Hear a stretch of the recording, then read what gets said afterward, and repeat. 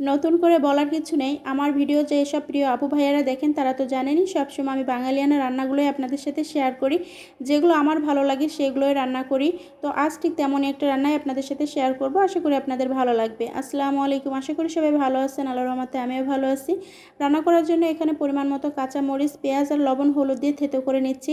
আমি কিন্তু হাতে মাখিয়ে রান্না করলে সবসময় হাতে মাখিয়েই চটকে নিই।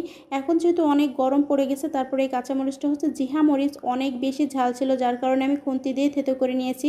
পরিমাণ মতো তেল দিয়ে দিয়েছি। এখন মাছ অ্যাড করে দিব। এখানে টাকি মাছ, কই মাছ, আলু দিয়েই কষিয়ে নিব, তারপরে শাক দিয়ে রান্না করব। আমার কাছে সবসময় এরকম জিতা মাছ দিয়ে রান্না করলে বেশি ভালো লাগে। আর আমার আম্মু কিন্তু এই রকমভাবে শাক রান্না করে খেতে ভীষণ মজা হয়। একদম সাদামাটা করে রান্না, আর কোনো রকম বাটাবাটির কোনো ঝামেলা নেই। এভাবে একদিন আপনারা রান্না করে খেয়ে দেখবেন, ভীষণ মজা হয়। এখানে এখন কষিয়ে নিব। আমি হালকা একটু পরিমাণ পানি দিয়ে দিয়েছি। অনেকে বলতে পারেন কাঁচা মাছ দিয়ে রান্না করছি কোনো রকম কোনো গন্ধ লাগবে কিনা। এরকম অনেক সময় নিয়ে তেল দিয়ে মশলা দিয়ে কষিয়ে নিলে কিন্তু কোনো রকম কোনো গন্ধই লাগে না। আর আমি সব সময় কিন্তু অনেক সময় নিয়ে কষিয়ে থাকি। আমার ভিডিও যারা দেখেন সেসব আপু ভাইরা তো অবশ্যই জানেন। এই যে আমার কিন্তু প্রায় কষানো হয়ে গেছে। এখন আমি ঝোলের পানি দিয়ে দিব। আর ঝোলের পানিটা আসলে একটু বেশি দেওয়া হয়ে গেছে, কারণ এই শাকটা, পুঁই শাকটা ছিল বাজারের শাক। আজ বাজারের শাক কিন্তু সার দেওয়া থাকে, সিদ্ধ হতে একটু সময় লাগে, কিন্তু এই শাকটা অতটাও বেশি জাল লাগে না, একটু জালেই সিদ্ধ হয়ে গেছে। এখানে আমি পরিমাণ মতো পানি দিয়ে দিয়েছি। আর পানিটা হয়তো একটু বেশি দেখা যাচ্ছে, কারণ তাওয়াটা তো এমনি ছোটো, এজন্য পানি বেশি পরিমাণের মতো বোঝা যাচ্ছে। তো বলক চলে আসছে ঝোলে। এখন আমি শাকটা দিয়ে দিচ্ছি। আর পুঁই শাক কার কার ভালো লাগে অবশ্যই কমেন্টস করে জানাবেন। অনেকে বলেন পুঁই শাক চিংড়ি মাছ অনেক বেশি ভালো লাগে। হ্যাঁ, আমিও বলি পুঁই শাক চিংড়ি মাছ অনেক বেশি ভালো লাগে, কিন্তু আপনারা যারা টাকি মাছ, শোল মাছ দিয়ে এভাবে রান্না করে খান নাই, তারা একদিন হলেও রান্না করে খেয়ে দেখবেন, আর আমাকে কমেন্টস করে জানাবেন যে কেমন হয়েছে।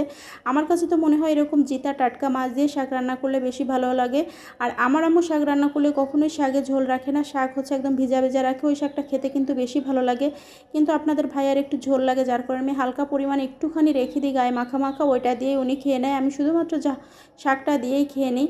তো এই যে দেখুন রান্না কিন্তু প্রায় হয়ে আসছে। আর এই যে অল্প পানি দিয়ে রান্না করছে, যার কারণে বাজারের শাক আমি ডগাগুলো ভিতরে একটু চিড়ে দিয়েছি যেন তাড়াতাড়ি করে সিদ্ধ হয়ে যেতে পারে। আমার কিন্তু তরকারি রান্না প্রায় হয়ে গেছে। আর এরকম টাটকা জিতা মাছ দিয়ে রান্না করলে কিন্তু খেতে ভীষণ পরিমাণ ভালো লাগে। আর এই গরমের সময় কিন্তু একটুখানি তাজা মাছের ঝোল খাওয়া শরীরের পক্ষে অনেক বেশি ভালো।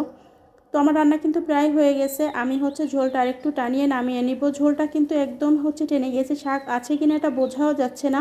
তো রান্না আমার একদম কমপ্লিট হয়ে গিয়েছে। দেখুন কত বেশি লোভনীয় হয়েছে, খেতেও মাশাআল্লাহ অনেক বেশি মজা হয়েছিল।